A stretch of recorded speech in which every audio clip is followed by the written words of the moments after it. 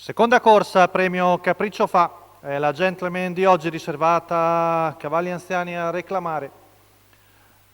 Sono in 8 al via dopo il ritiro del numero 5, 1 Uru dei Greppi, Roberto Giannoni, 2 Zoarsi Ilaria Vecchi, 3 Villeroy, Thomas Manfredini, 4 Victor Polezzi, Carlo Ballotta, 6 Vanto P, Sandro Gori.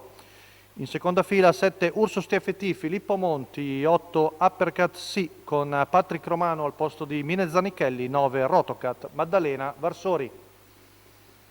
Quindi solo 5 in prima fila. Stacco della macchina, veloce, Villeroy che riesce a prendere la testa davanti a Uru dei Greppi, poi lungo la corda Zoar C. Di fuori vediamo Vanto OP. Siamo sulla prima curva con in vantaggio Thomas Manfredini e Villeroy C.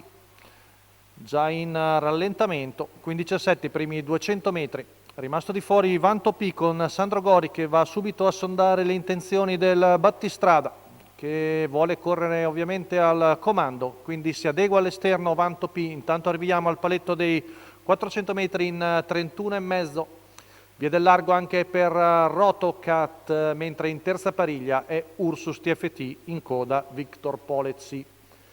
Siamo ormai in prossimità del paletto dei 600 metri con diverse pariglie, 16-3, 47-8, ma ora Filippo Monti decide che è il momento di entrare in scena con Ursus TFT, si lancia in terza ruota al passaggio davanti alle tribune, cerca di scavalcare Vanto P per avvicinare il battistrada, frazione veloce in 14-9 qui davanti con Villeroy che ha respinto il primo attacco portatogli da Ursus TFT, sempre lungo la corda invece Uru dei Greppi con di fuori Vanto P, poi lungo la corda ancora Zoar C, chilometro in 1.17.8, retta di là, prosegue il duello tra Ursus TFT all'attacco di Villeroy che sembra sul punto di alzare bandiera bianca. Infatti l'allievo di Filippo Monti passa già in vantaggio prima del paletto dei 400 finali e cerca di avvantaggiarsi, Numero si è 9, riorganizzato. Rotocat, squalificato. Vanto P che avanza sul passo e sembra la minaccia più pericolosa per il battistrada, poi avanzano anche Uru dei Greppi in terza ruota, ma è ancora molto lontana Rotocat.